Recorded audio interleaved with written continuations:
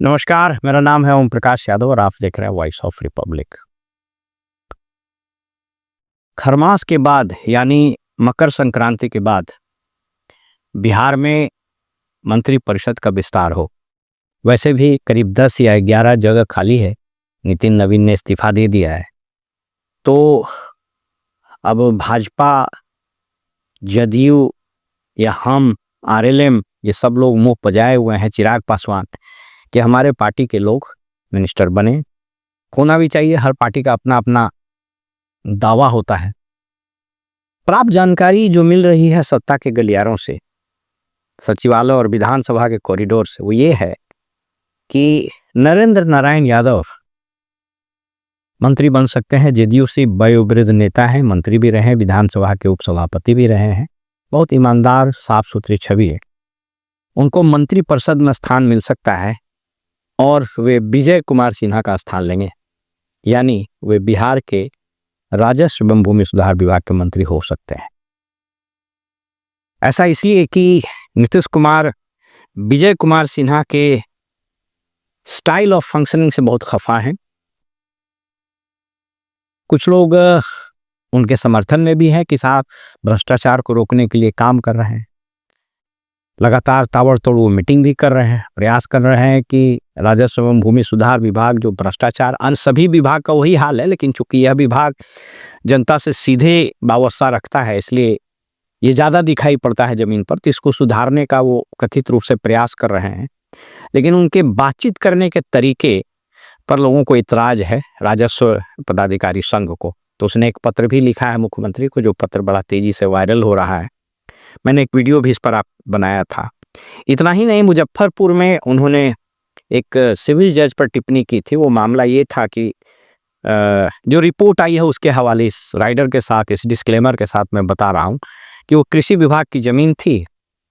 वो पता नहीं कैसे उस पर टाइटल शूट हुआ और वो जज साहब उसके पक्ष में फैसला दिए, सीओ ने उसका म्यूटेशन कर दिया। तो इसको लेकर बड़ी तल्ख टिप्पणी की थी विजय कुमार सिन्हा ने उस सब जज पर कि इसको पता लगाइए और इसको लिखिए एडवोकेट जनरल और चीफ जस्टिस को उस जज के बारे में। तो बिहार जुडिशल अफसर्स एसोसिएशन ने भी इस पर कड़ा ऐतराज़ किया और वो भी पत्र मुख्यमंत्री को लिखा है।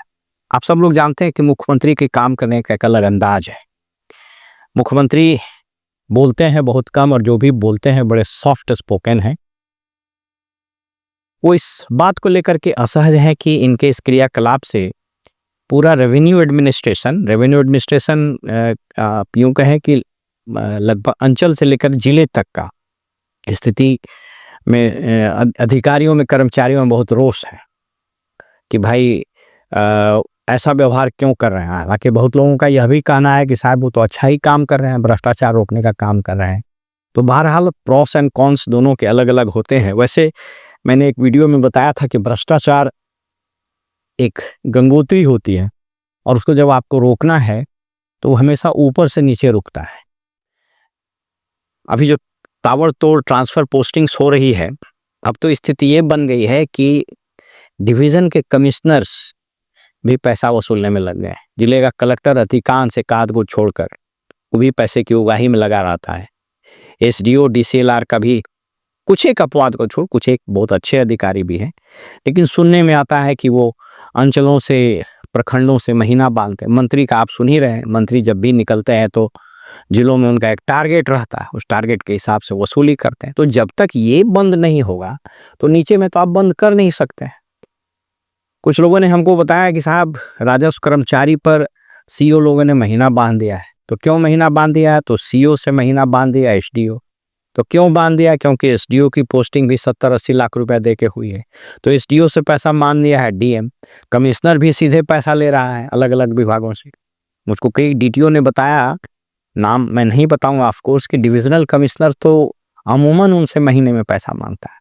तो कहने का तात्पर्य है कि भ्रष्टाचार का ये जो पूरा नेटवर्क है, ये जब तक ऊपर से नहीं टूटेगा तब तक तो कॉस्मेटिक एक्सरसाइज ही है।